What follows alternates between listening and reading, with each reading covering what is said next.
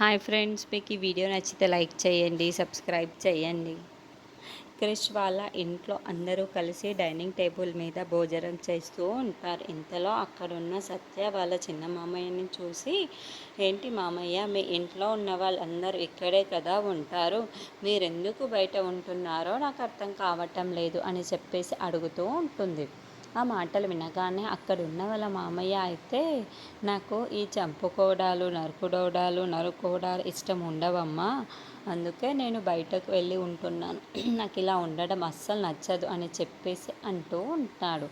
ఆ మాటలు వినగానే అక్కడున్న మహదేవయ్య అయితే చాలా కోపంగా వాళ్ళ తమ్ముడిని చూస్తూ ఉంటాడు. ఇంతలో అక్కడున్న వాళ్ళ తమ్ముడు అయితే, నాకు ఇవన్నీ నచ్చవు కాబట్టే నేను బయటే ఉంటున్నాను అని చెప్పేసి అంటూ అక్కడి నుంచి వెళ్ళిపోతూ ఉంటాడు. ఇంతలో అక్కడున్న సత్య వచ్చి, ఏంటి మామయ్య, మీరు క్రిష్ కోసం నా దగ్గర ఏమైనా దాస్తున్నారా ఏంటి, ఏమైనా దాస్తే నాకు కొంచెం చెప్పండి అని చెప్పేసి అడుగుతూ ఉంటుంది.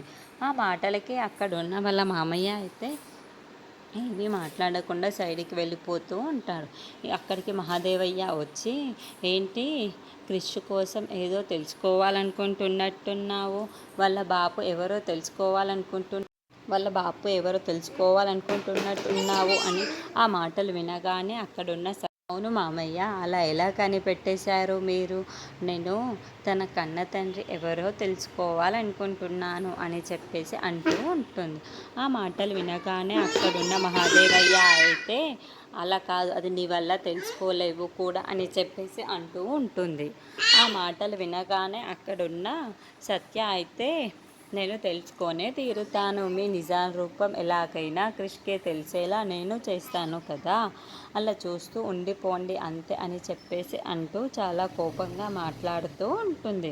ఆ మాటలకి అక్కడున్న మహదేవయ్య అయితే ఒక్కసారిగా షాక్ అయిపోయి సత్య వైపు అలా చూస్తూ ఉండిపోతాడు.